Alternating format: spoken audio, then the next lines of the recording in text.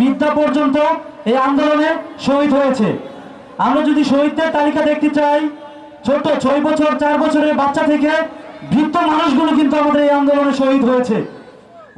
জামালপুরে বৈষম্য বিরোধী ছাত্র আন্দোলনের আয়োজনে অভ্যুত্থানের প্রেরণায় শহীদ পরিবারের সাথে সাক্ষাৎ, দেশ পুনর্গঠন, রাষ্ট্র সংস্কার, ঐক্য প্রতিষ্ঠা এবং দুর্নীতি, চাঁদাবাজি, সন্ত্রাসের বিরুদ্ধে ছাত্র নাগরিক মত বিনিময় সভা অনুষ্ঠিত হয়েছে।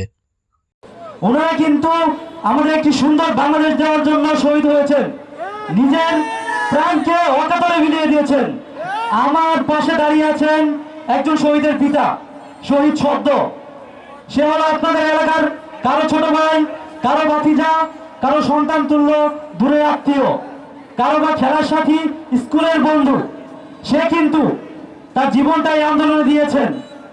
একটি আপনার কথা বলতে চাই, যার পরিবারে একজন সন্তান চলে গিয়েছে, যে জীবন দিয়েছে, যার থেকে বিয়োগ হয়েছে, তার ব্যথা আপনারা কেউ বুঝতে পারবেন না।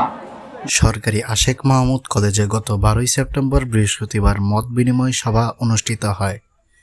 মত বিনিময় সভায় জামালপুর জেলার বিভিন্ন শিক্ষা প্রতিষ্ঠান থেকে বৈষম্য বিরোধী ছাত্রছাত্রী মিছিল নিয়ে মাঠে প্রবেশ করে।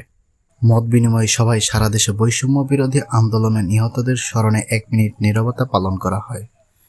বৈষম্য বিরোধী আন্দোলনে জামালপুর জেলায় যারা শহীদ হয়েছে তাদের নামের তালিকা প্রকাশ করা হয়।